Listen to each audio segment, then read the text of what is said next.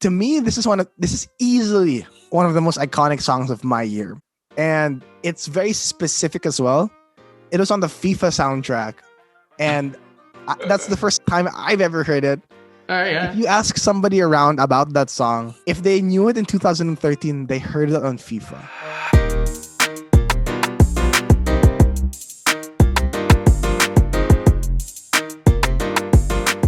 2013. Oh my god. 2013. Okay, so this is a very, very, very important year.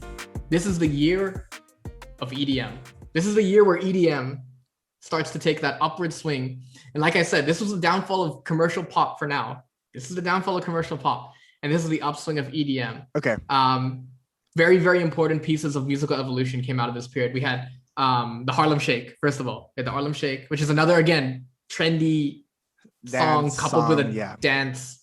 I guess it's not a dance. What the hell is that? Anyway, it's not a dance. It's a thing. It's a thing. Yeah, it's a trend. It's a trend. Yeah, we had Harlem Shake. We had Thrift Shop, Blurred Lines, Clarity by Zedd as well. This is what else is there? 22, Taylor Swift, A-Team as well. But what's funny about this year is that EDM and still nowadays EDM is very single based. So if you look at the top 100 singles of the year, it's plastered with EDM. Okay. But if you look at the top 100 albums of EDM, there's like nothing. Because like I said, EDM is very single based. Usually you wouldn't really release it's not usual to release an album of EDM, right? Yeah. But anyway, again, huge year for EDM because this is the upward trend of EDM and this will continue to be the trend for a while, right? Mm-hmm. So in that same vein, my honorable mention for the song of the year 2013 goes to Don't You Worry Child by the Swedish House Mafia. Oh, that's a good choice. Yep. Yep. That's a good, my gosh. Yeah. I remember going through that song and just being like, oh my gosh, like I feel and who hasn't gone through that song? And that song is pretty good. Again, I wouldn't say that, in my opinion, I wouldn't say that it ages very well. I think that structurally, you're right. I wouldn't listen to it today. Yeah. And I think structurally, I actually listened to it a couple of days ago just to like kind of refresh my memory. But yeah, it just doesn't age very well because of I think it's too simplistic in a time specific way. Like simplicity is great. There's a lot of things that age well with simplicity. Yeah. But I think the simplicity of the song was great for its time, for its particular time. But again, not arguing the impact that song had on the EDM scene as well. It was one of these staples of the EDM scene. There was not a single club in the world that didn't play that song at one point. For sure. Yeah, and so that gets my honorable mention. What number did it end at? I think Don't You Worry Child. It's definitely like top 20. Definitely top 20 at least. I'm not quite sure. I didn't note that down. But yeah, it definitely is top 20.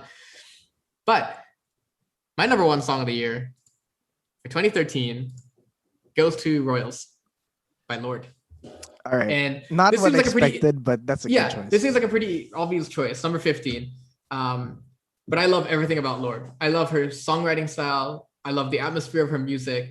And that album itself, which if I didn't mention Royals would definitely be my album of the year, was Pure Heroin.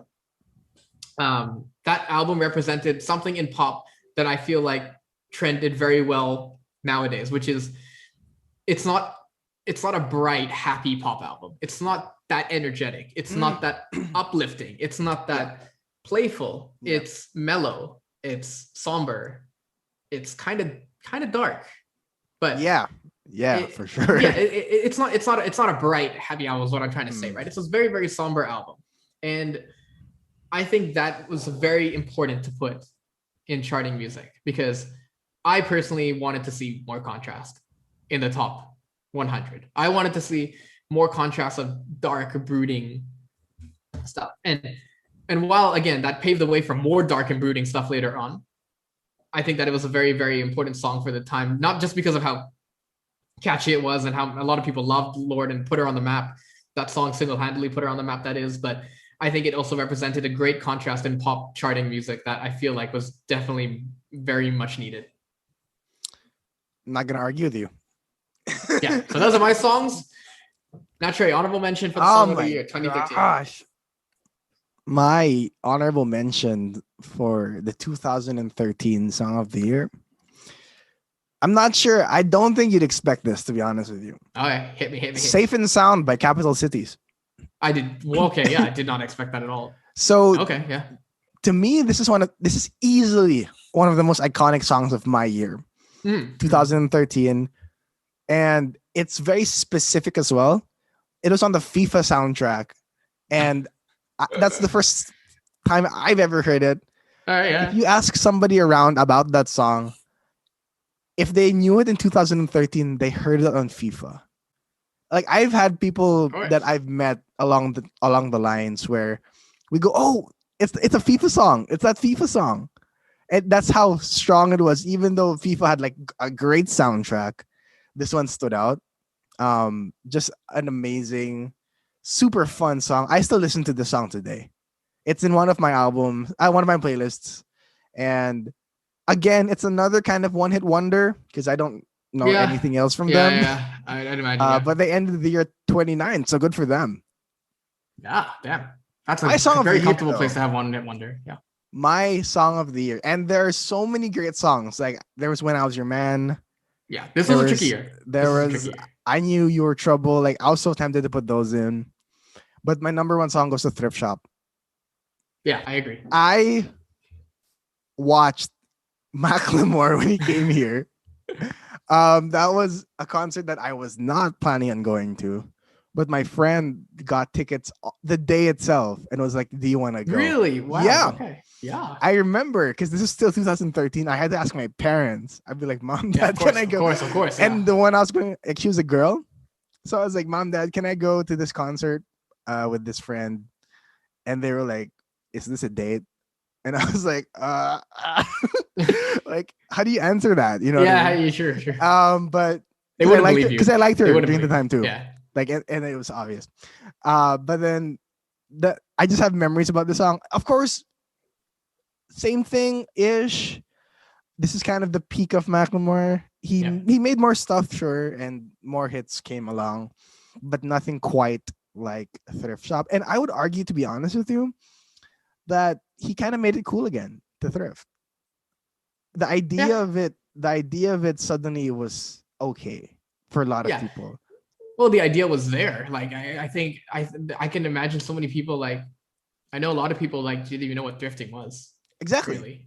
Exactly. And so even just with the song itself and the music video, they were just like, even if they didn't know anything about it from the music video, they'd just be like, "What is thrifting?" Like they put their toe in the water.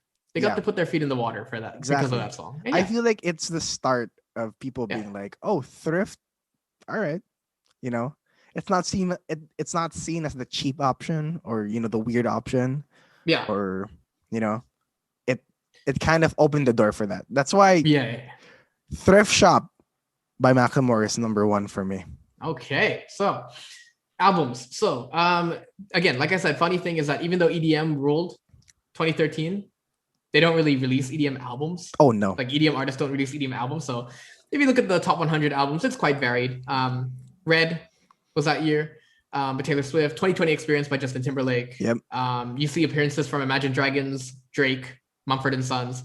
So relatively diverse, right? Yep. Relatively diverse kind of top 100 albums of that year. So for 2013, my honorable mention for album of the year goes to Paramore by Paramore. And number 95.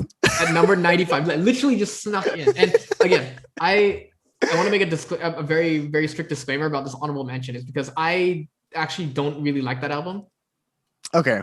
I am not a fan of that album. I think After Laughter is what that album should have been. I love I think After Laughter is everything their self-titled should have been. But I put it there because to a lot of people, this is a very significant album because this is Paramore's first step outside of Riot, like their Riot phase, their whole Riot sound. Yeah. Obviously they had Brand New Eyes after that, and I think they had. I think that was it. I think it was this. It was Brand New Eyes, and then they just went straight to self debut after a couple of the members left. Yeah. And that obviously that posed a very, very big uncertain thing for Paramore fans because they're like, well, how are they going to sound now? Because everyone kind of knows the impact that Josh and Zach had on the songwriting. Back in the day, and it would just change forever after that. And so that's why I put it as an honorable mention because it was Paramore's first show of face to who they are now. And like I said, after this is everything after laughter. After laughter is everything that debut should have been. Because I was actually quite worried after they debuted it. I was like, I understand. But after yeah.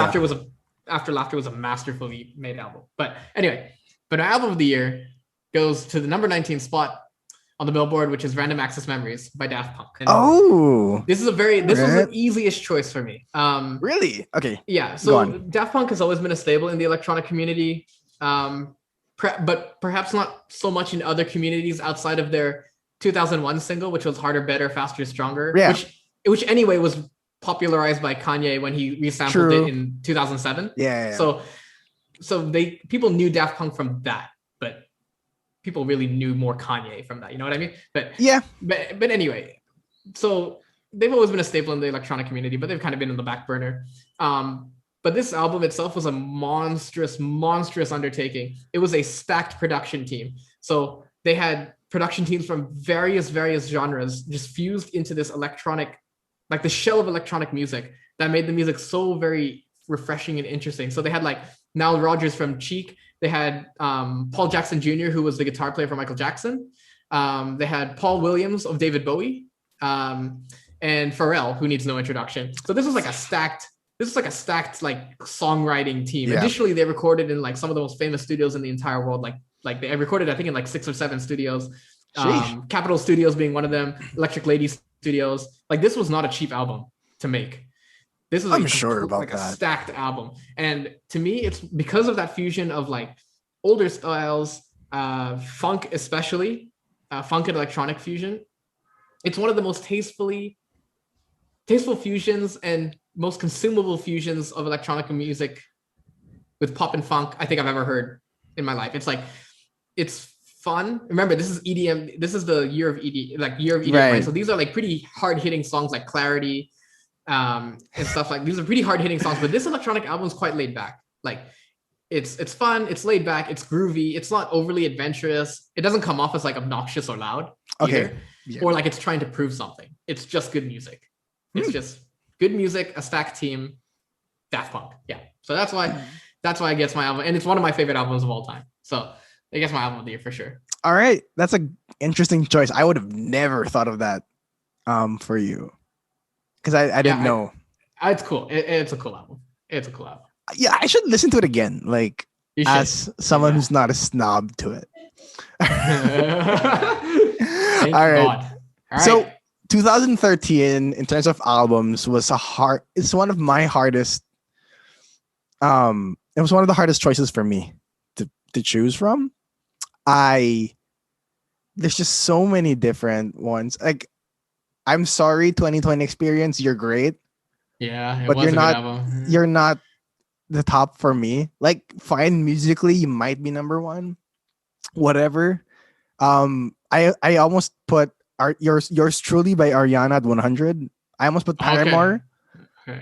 I almost put The Heist. Like, there's just so many different albums to choose from. But my honorable mention for 2013, the 2013 album is Red by Taylor Swift. Okay, I actually thought that would be your number one, but okay, yeah. I had to put this on because it is my favorite Taylor album.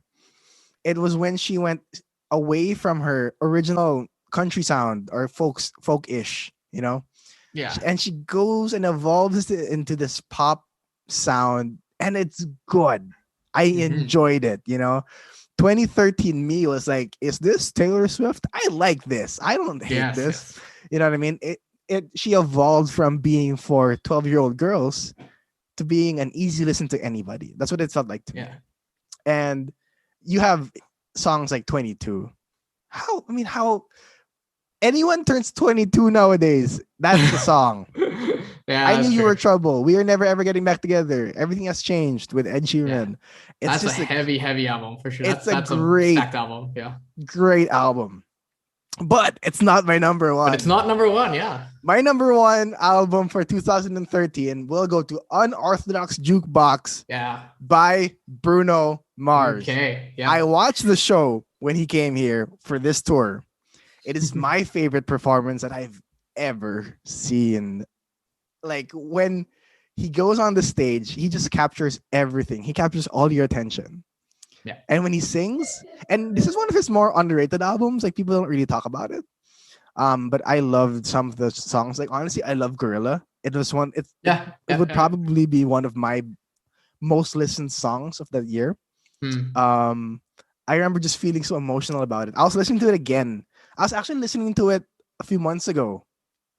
Because I saw it somewhere. I forgot where I saw it, but I was like, oh, I want to listen to this again. Yeah.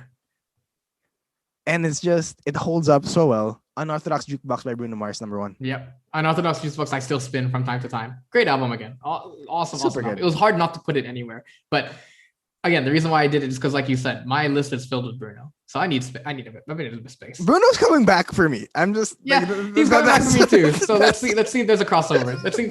But he's coming back. You know what I mean.